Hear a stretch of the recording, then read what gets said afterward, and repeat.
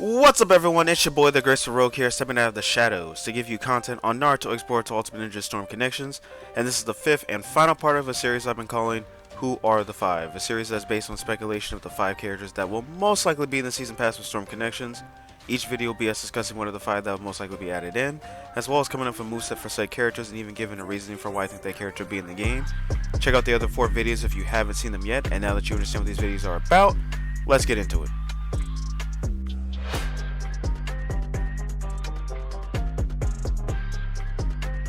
So for our 5th and final slot, I think the character will be Borushiki. For the final character of the Season Pass, I can see them wanting to go out with a Bane.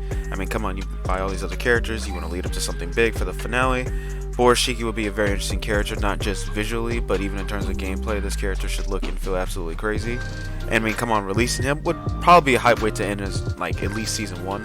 If you agree that Borushiki would make an excellent addition to the roster, then hit that like and subscribe button. Notification bell is always a plus too, but let's discuss how he would work in the game. First off, every time Momoshiki takes over Boruto's body, you know what's about to go down. Obviously, visually we can tell, but it's more so the presence and way he fights. It's straight up not just overpowering, but effortless. And that's the kind of feel from the character we need in-game. We know when it comes to throwing hands, Borushiki has both the graceful yet brutally powerful palm strikes, and then he has just the raw physical strength to abuse his opponents, regardless of their size. So creating interesting combos for him really shouldn't be difficult, and it's CC2, so come on, I'd expect more from them. I can see some crazy combo enders when it comes to this character, like his neutral ender could be the huge ass Rasengan he just casually used against Code. His down combo could be him dribbling your body like Boro before he slams you to the ground. The fact he can fly could be incorporated into his air combos. So the potential for this character really is just whatever they want, because he's wild, they can do whatever, even if it's nothing that's been shown. They've never had that problem before where a character like, let's say Shisha, who didn't show too much, has an amazing ass moveset in the game. So they can make it work. Let's get into his jutsus. For his first one, we gotta have the Rasengan in the game. Y'all know it. If you agree with that, like say it in the comments with me or whatever, but Rasengan definitely needs to be in the game. If Borushiki's in the game and he doesn't have that as a jutsu, that'd be kind of wild. For his second jutsu, it could be him releasing a giant Rasengan, or him using his flight for some sort of air jutsu or attack. His grab could just be him sending out a clone to palm strike his opponent and knock them back. And for his ultimate jutsu, the only thing that makes sense for his ultimate would be him using Rasengan. I know, big shocker, but let it be done in the way he used it on Boro, and that would be clean. You know, with how CC2, how cinematic that would look. It already looks sick as hell in the anime, so having that look even better in the game? Come on, give me that. At least let me have that one.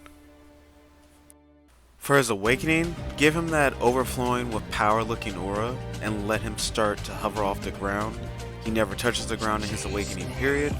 And only thing he should get in his awakening, honestly, is either a combo or jutsu that incorporates this type of flying he used when he was fighting Kawaki, but then end it with a Rasengan. I know another Rasengan, but I mean, we're cool with seeing different variations of Rasengan 100 times as long as it's done in a sick looking way, so we're not going to complain about that.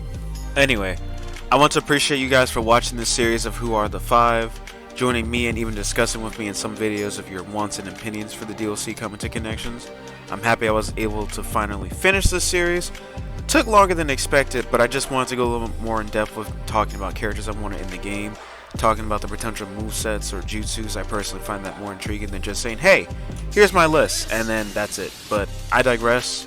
We are about 15 or 14 days away from Storm Connections, given whenever this video drops. Look forward to me making more content on that, as well as other games I plan to start adding to the channel. That Jujutsu Kaisen game, I've definitely been keeping an eye on it. I just haven't been making content on it at all yet. Mainly because I'm trying to get back into Jujutsu Kaisen again, so I definitely need to start watching Season 2. I've been hearing a lot of good shit about it. But anyway, I digress on that again. Appreciate you guys for watching once again, and back to the shadows I go.